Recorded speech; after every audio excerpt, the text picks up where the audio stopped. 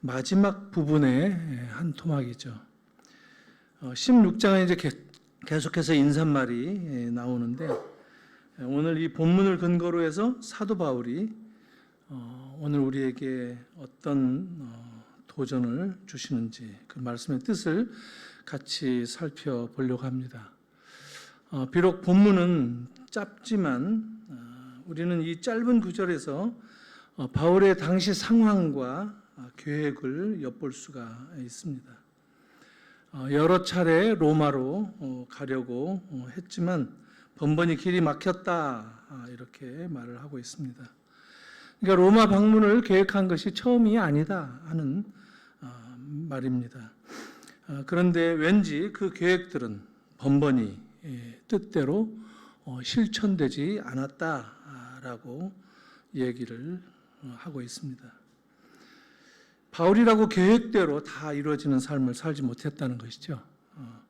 하나님의 뜻을 잘 알고 또 하나님의 뜻을 잘 가르치는 바울이지만 그도 길이 막힐 때가 있었다는 말씀입니다. 우리가 볼 때는 복음 사역의 위대한 리더요, 사도였던 바울이 계획을 세워도 그 계획이 어긋날 때가 있었다 하는 겁니다. 그렇다고 계획을 세우지 말란 말도 아니지만 계획대로 되지 않는다 하는 것을 우리에게 암시를 해줍니다. 그렇죠. 우리 인생도 마찬가지죠. 이러저러한 계획을 세우지만 계획대로 반드시 되는 것은 아닙니다. 인생이라는 것이 그렇다 하기에는 참 아쉬움도 있지만 아마 여러분들 정도 인생 경험을 하시다 보면 뜻대로 되는 것은 아니다, 이것을 알 수가 있습니다. 오늘 새벽에 이 토트넘 이 손흥민 선수가 들어가 있는 토트넘 팀과 셰필드 유나이티드와 축구 경기가 있었죠. 근데 손흥민 선수하고 교체해서 들어간 히살리숑 리차드슨이에요, 영어로는. 근데 어떻게 발음을 그렇게 하는지 히살리숑 이 선수가 한 골을 넣고 또 한 도움을 줘서 그동안 참 부진해서 깨어난 아주 놀라운 토트넘 구단에게는 아주 굉장한 선물을 선사해 줬다 하는 뉴스를 들었습니다. 이 선수가 그동안 집안에 자기 개인적인 문제가 있었다고 합니다. 아마 지인과 무슨 문제겠어요? 돈 문제겠죠. 돈 문제 때문에 마음 고생을 심하게 하고 가슴앓이를 오랫동안 하고, 이게 이제 축구 이 자기 전문 분야인 축구에 영향을 끼치게 되고 해서 심리적인 부담을 가지고 있었던 모양인데, 감독이 그 전에 그런 말을 했다고 합니다. 출전을 시키기 전에 히살리숑을 잘 보살피겠다. 내가 그 선수의 삶의 균형을 좀 이렇게 갖추도록 하겠다 하면서 충고를 해준 얘기가 뭐였느냐면, 인생은 계획대로 되지 않는다, 뜻대로 되지 않는다 하는 얘기를 했답니다. 그럴 때 우리 삶의 균형을 우리가 찾으려고 애를 써야 된다는 것이죠. 이 밸런스를 유지하라 하는 겁니다. 자기 개인의 삶과 또 축구 이 전문 분야의 삶을 이 밸런스를 유지해야 부진해서 일어날 수 있다라는 충고를 했는데, 그 충고 들은 날 경기에 나가서 골을 넣었다라고 합니다. 참 우리가 계획을 세우는 것이 계획대로 되지 않지만 그렇다고 포기하거나 또 이렇게 계획을 허튼 계획을 또 마구 세우기만 한다든가 하는 것도 문제가 있죠.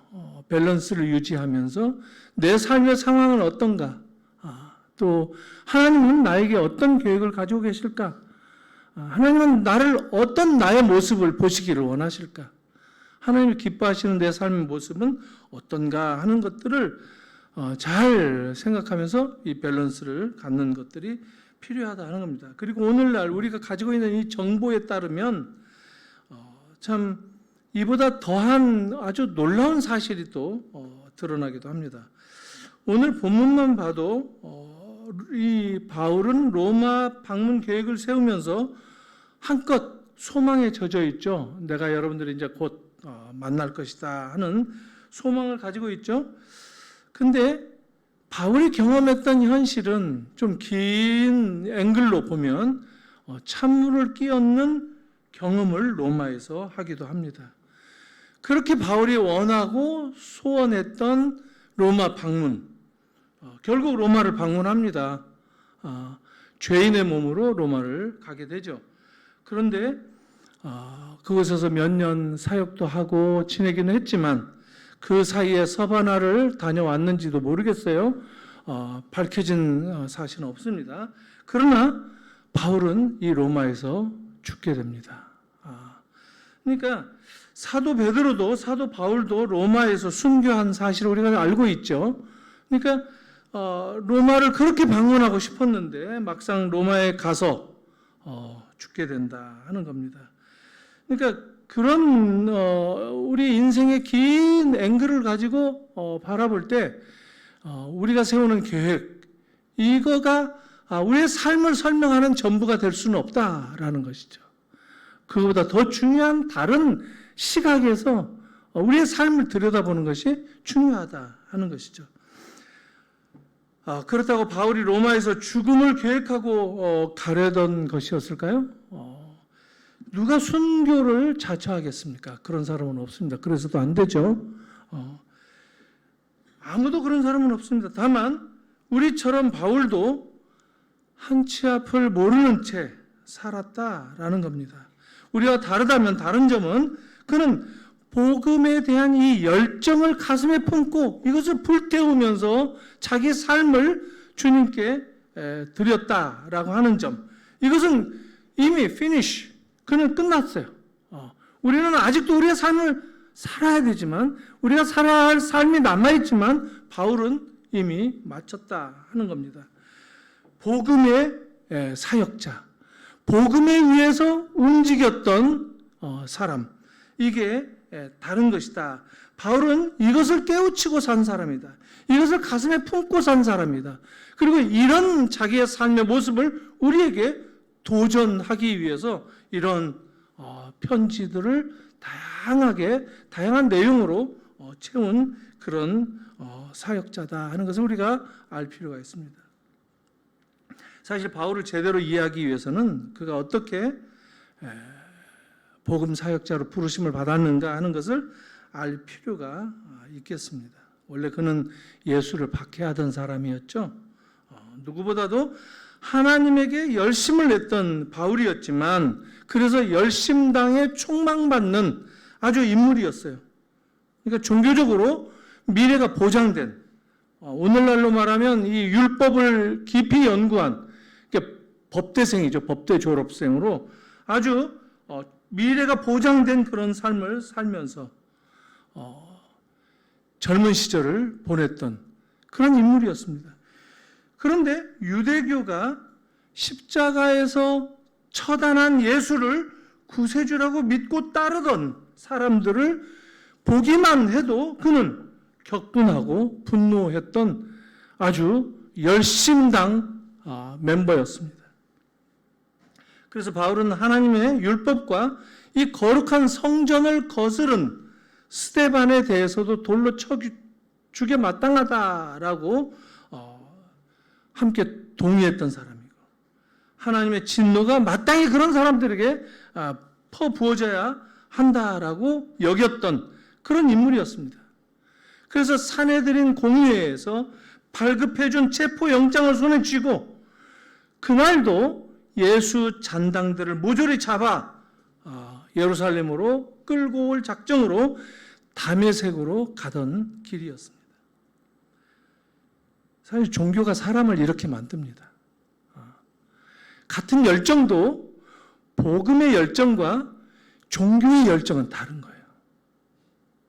우리는 종종 기독교도 종교다 해서 종교적인 열정이 비슷한 것 같고 같은 것으로 생각할 수가 있는데 복음의 열정은 완전히 다릅니다. 복음의 열정은 나를 드리고 나를 주님과 함께 하나 되게 만들어내는 그 주님의 인격을 나를 채우는 것으로 받아들이는 사람이라고 한다면 종교적인 열정은 교리, 이론, 그리고 삶의 어떤 법칙들을 따르는 그런 인물들이에요.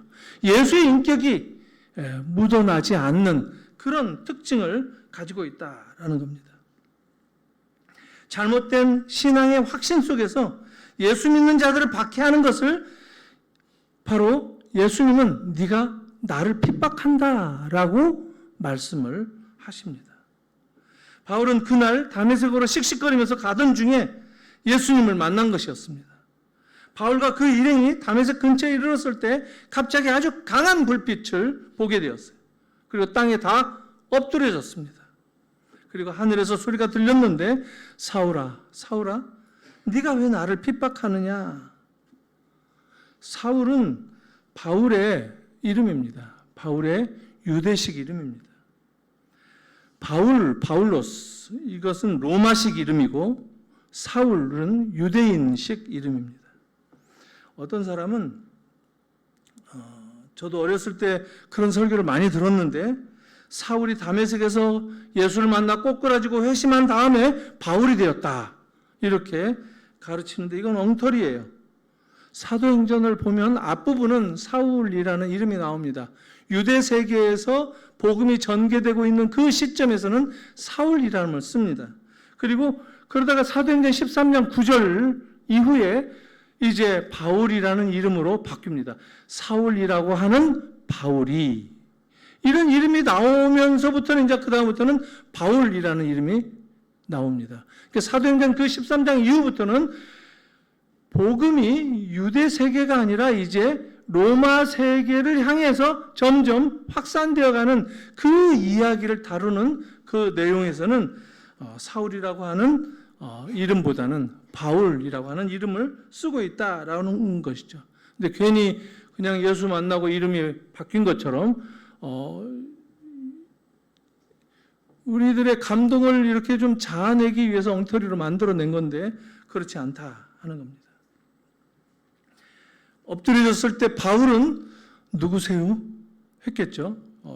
성경은 주여 뉘시나이까 이렇게 나옵니다. 배운 사람 같죠, 바울이. 그때 바울이 어떤 답을 들었느냐면 나는 네가 핍박하는 예수라. 이제 너는 일어나서 다메섹 성으로 들어가서 내게 행할 것을 사람을 만나라. 이렇게 말씀을 하십니다. 바울은 사람들의 손에 이끌려서 앞이 안 보이게 되었어요. 바울만 앞을 못 보게 되었습니다.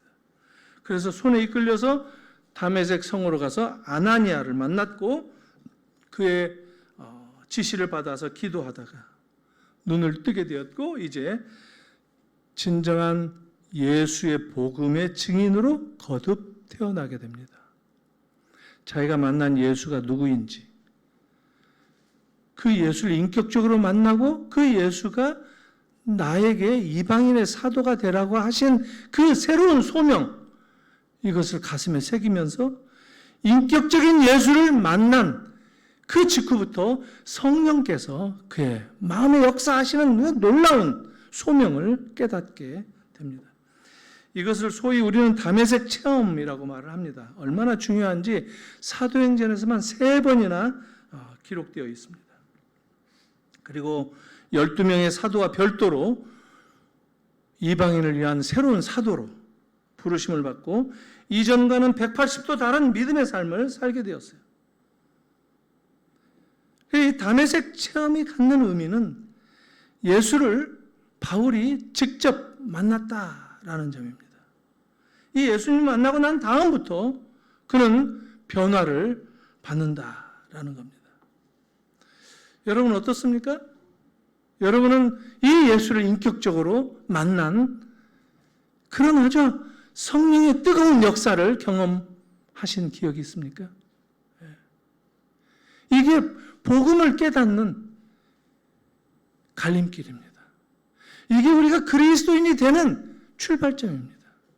예수를 이렇게 만나면 그 예수께서 우리를 터치하신 그 놀라운 성령의 역사가 우리의 가슴을 어루만진단 말이에요. 그래서 그 복음이, 예수 복음이 내 삶을 변화시킨다는 거예요. 나를 바꾼다는 거예요. 나의 삶을 바꾼다는 거예요. 나의 모든 것을 변화시킨다는 거예요. 복음이 나를 변화시킨다는 거예요. 바울의 이전 삶을 보면 그가 종교가 없었던 것이 아니었죠.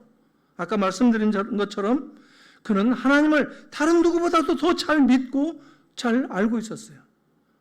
종교적인 열심도 다른 누구보다도 더 출중했었습니다. 빌립보서 3장에 따르면 열심으로는 교회를 핍박했다라고 합니다. 열심이 너무 강해서 교회를, 유대교를 떠나서 예수를 구세주라고 믿는 그 교회를 핍박했다라고 말을 합니다. 그러나 이것은 예수를 인격적으로 경험하지 못했을 때의 일입니다. 예수를 만나지 못했을 때의 일입니다. 예수를 교리로, 구약의 율법으로, 그 기준으로만 예수를 평가하고 예수를 생각했기 때문에. 그렇다면 율법으로 따지고 보면은 예수는 십자가에서 저주받아서 죽은 죄인 아닙니까?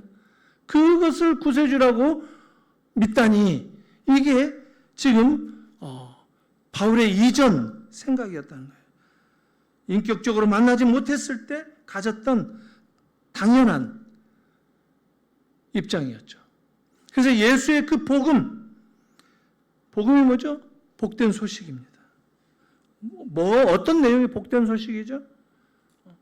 바로 예수가 구세주시다. 예수가 하나님의 아들이고 예수가 나를 구원하시기 위해 하나님께서 보내시고 나를 구원하시기 위해서 계획하신 바로 그 구세주.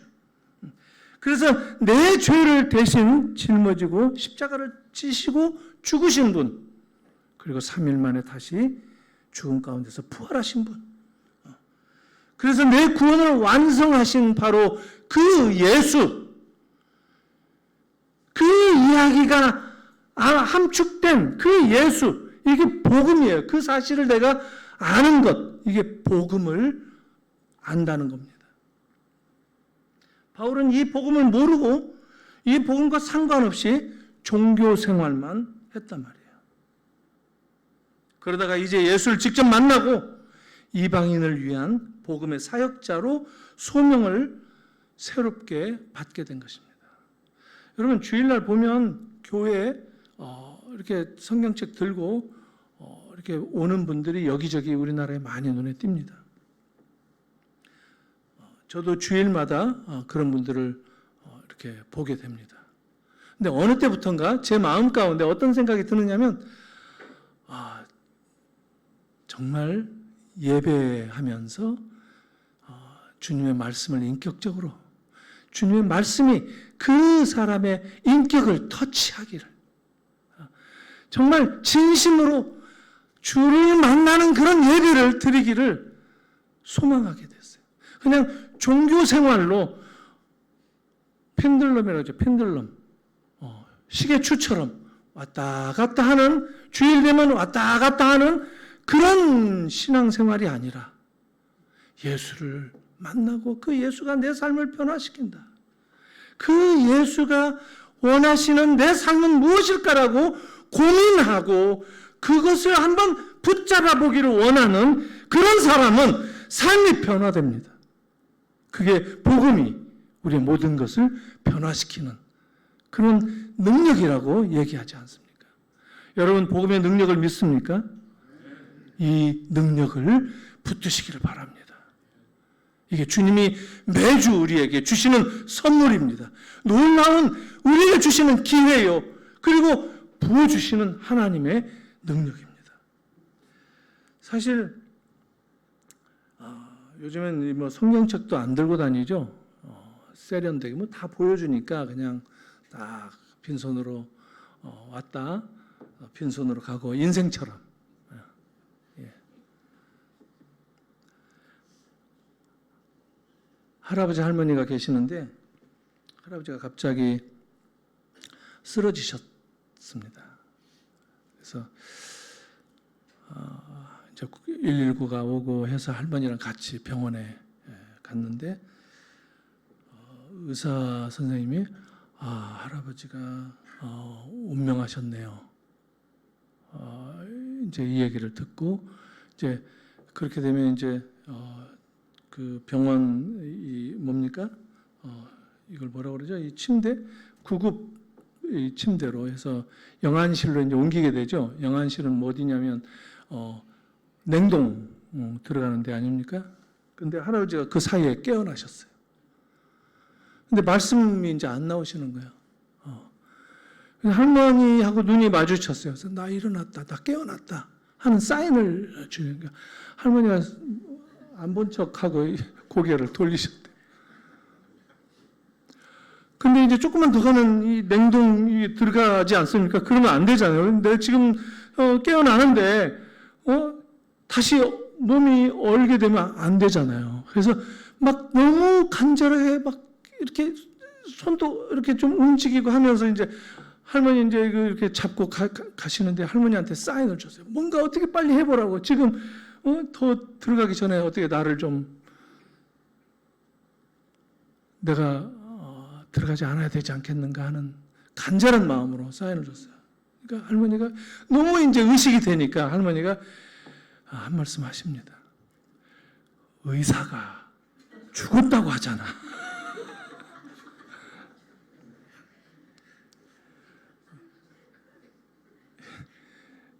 예, 참 우리 인생이 빈손으로 왔다가 빈손으로 가지만 사실 남는 거는 관계, 사랑 그런 건데 참 그런 할머니가 돼서도 안 되겠고 그런 할아버지가 돼서도 안 되겠죠. 이게 인격적인 관계가 깨어질 때 그렇게 됩니다. 습관적인 관계, 종교적인 관계 이럴 때는 얼마든지 그 사람이 아니어도 되고 그런 생각을 할 수가 있다는 것이죠. 우리가 주일에 여러분 한번 곰곰이 생각해 보세요. 주일에 주일을 지킨다라고 하는 의미가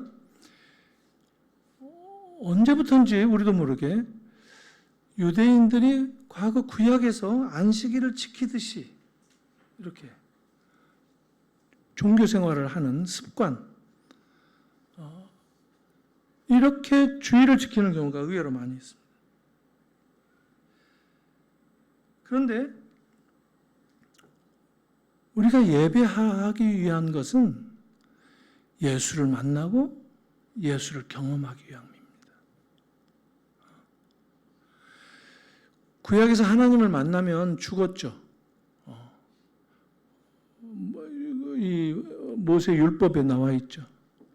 그래서 하나님께서 모세를 만날 때도 얼굴을 가려서 만나 주시지 않습니까? 그러니까 제대로 죽는다는 거예요.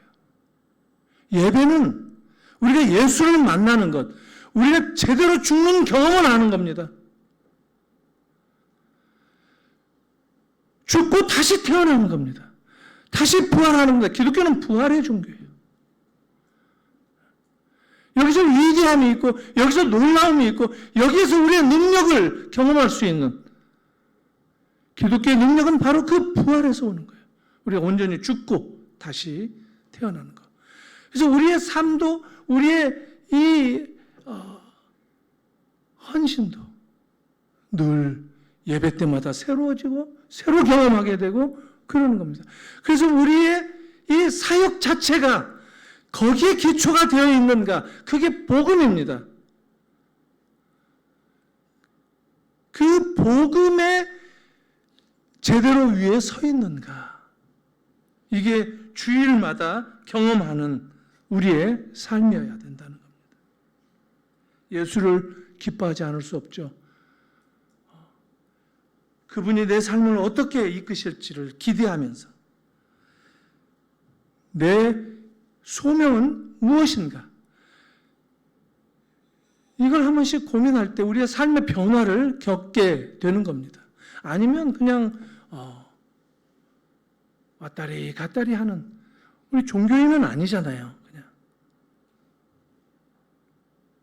복음이 나를 어떻게 건드려 주는가, 나를 어떻게 만져주는가, 예수께서 내 인격을 어떻게 찾아오셨는가. 사랑하는 한샘교회 성도님들, 이 예수의 은혜의 손길이 여러분들의 마음을 만져주시길 바랍니다.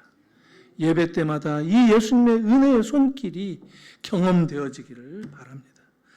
예수가 종교적인 계율을 주장하는 그런 정도가 아니라 나를 찾아오시고 나를 흔들어 놓으시고 나를 새로운 삶을 살도록 바꿔놓으시고 내 발걸음을 함께 동행해 주시고 내가 주저앉을 때 나를 이렇게 세워주시고 내가 멈추고자 할 때 나를 등을 밀어주시고 나를 이끌어주시고 하는 그런 예수를 매일매일 경험하는 것, 이게 우리들의 신앙생활입니다. 이게 우리에게 주신 하나님의 놀라우신 축복입니다. 원래 이 로마서는 바울이 로마의 교회 성도들에게 자신을 소개했던 그런 편지인 셈입니다. 한 번도 가보지 못한 교회에 인사를 전하는 그런 편지이죠. 여러 차례 가려고 했지만 길이 막혔다. 그래서 이제 앞으로 또 가게 될 것인데 하고 이제 편지를 써요. 그리고 바울은 로마에서 복음을 전하기 위한 목적으로 방문하지 않습니다.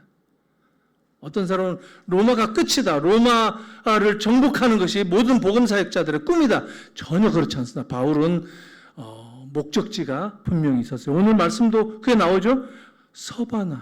서바나는 스페인이라는 거예요. 스페인은 이 팔레스틴 예루살렘에서 볼 때는 끝이었어요. 그때는 사실 지구가 둥그렇고 뭐 저쪽에 가면 미국이 신대륙이 있고 이런 게 전혀 없던 그런 시절이죠.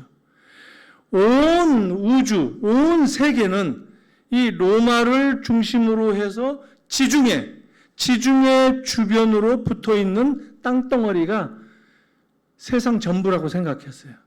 그래서 예루살렘에서 유대와 사마리아와 온 땅, 세상 땅 끝까지 복음을 전하라라고 말씀하셨을 때 그 땅 끝을 바울은 그때 그 사역자들의 수준은 서바나를 땅 끝으로 아마 생각을 했던 것 같아요.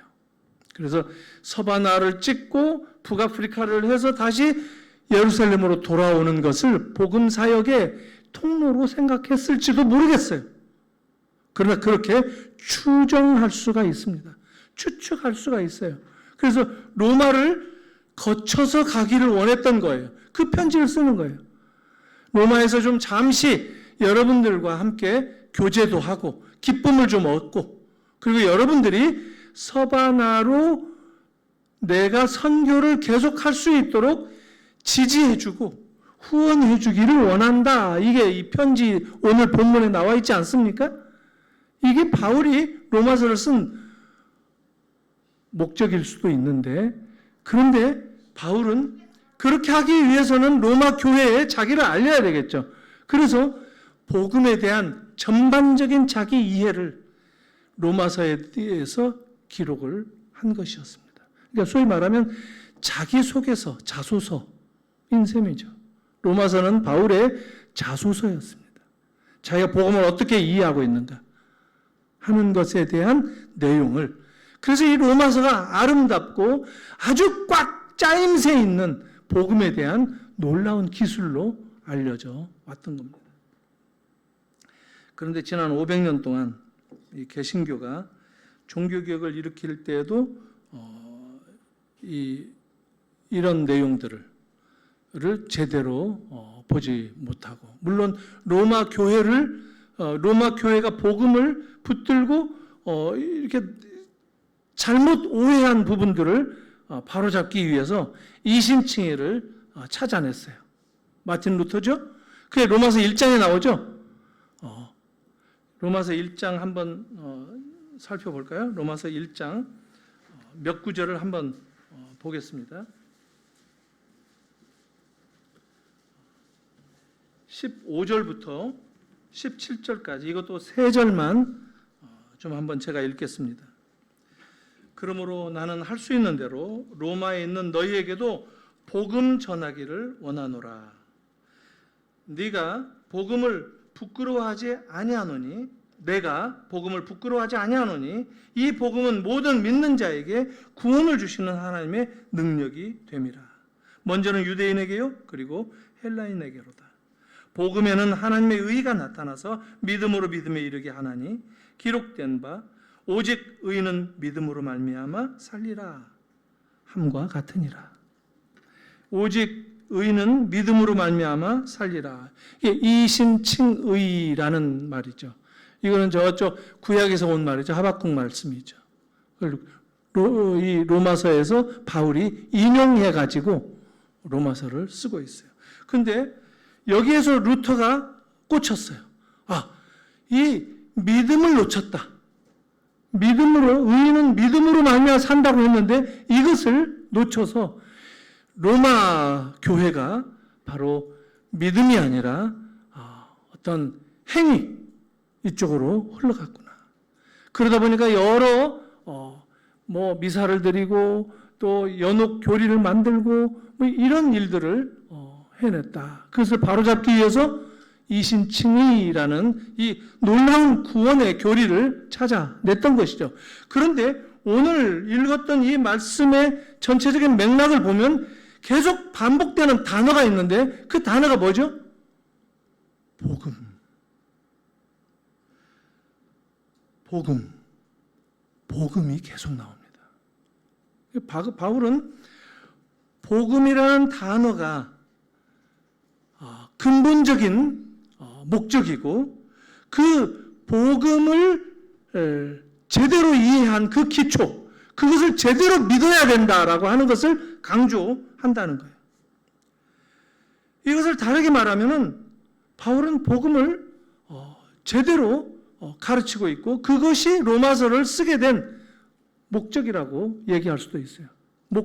목표라고도 얘기할 수 있죠. 사실 우리의 신앙도 이 복음에 기초되어 있는 것이 맞는 것이죠. 우리의 신앙이 우리의 믿음보다도 우리의 복음에 기초된 것이 훨씬 더 중요한 것입니다. 이 복음을 바울은 예수를 만나면서 깨달았다는 거예요. 그리고 오늘 우리에게도 이것을 도전하고 있어요. 자기가 종교에 머물러 있을 때 종교적인 신앙으로 살아갈 때는 이 기독교의 놀라운 복음의 역사를 자기는 몰랐던 거예요. 깨닫지 못하고 예수 믿고 이 복음의 사역자들을 박해하는 것을 너무너무 아주 당연한 것으로 여겼다는 것이죠. 기독교를 종교적인 어떤 틀로 가둔다면 바울이 겪었던 율법에 기초했던 그 시절로 돌아가는 것과 마찬가지다라는 거예요. 복음이라는 능력에 맡겨야 된다는 겁니다. 복음은 모든 것을 변화시킨다고 그랬죠. 우리의 삶을 변화시키는 힘이라고 그랬죠. 바로 변화하는 능력, 바로 그것이 우리 남전도의 헌신도 여기에 기초되어야 된다는 거예요. 복음에 기초되어져야 된다는 거예요. 내가 복음을 제대로 깨닫고 있는가? 복음을 제대로 믿는가? 복음 위에 제대로 서 있는가? 복음이 뭐라고 그랬죠? 하나님께서 나를 자녀 삼으시기 위해서, 나를 구원하시기 위해서 약속하신 아들, 하나님의 아들을 이 세상 가운데 보내시고 나를 위해 대신 십자가를 지게 만드셨던 그 사건, 그것을 내가 믿고 그 예수가 3일 만에 부활하셨다는 것을 믿고 내가 하나님의 자녀된 이 구원의 완성이 예수로 말미암아 이루어졌다는 그 사실, 이게 복음이라는 거예요. 그것을 내가 믿을 때 내 삶이 변화될 수 있다는 거예요. 여러분, 한번 모임을 가질 때나 또 나 홀로 있을 때 예수를 생각할 때 이 사실을 진지하게 생각하시는 그런 기회를 가지시기를 바랍니다. 그냥 신앙생활을 하는 것이 아니라 예수와 나와 이 인격적인 관계가 과연 있는가? 그 예수가 원하시는 내 삶이 무엇인가? 모를 때 성령께서 우리 안에 놀랍게 깨우침을 주십니다. 성령님이 나에게 오히려 더 새로운 삶의 길을 지시하실 것입니다. 그 삶을 살아갈 수 있는 힘도 공급해 주실 줄을 믿습니다. 이 놀라운 복음의 역사가 한섬교회 남전도회, 남전도회라고 했지만 우리 권사님들이나 다 오셨네요. 여러분 모두에게 함께하기를 주님의 이름으로 축원합니다. 기도하겠습니다.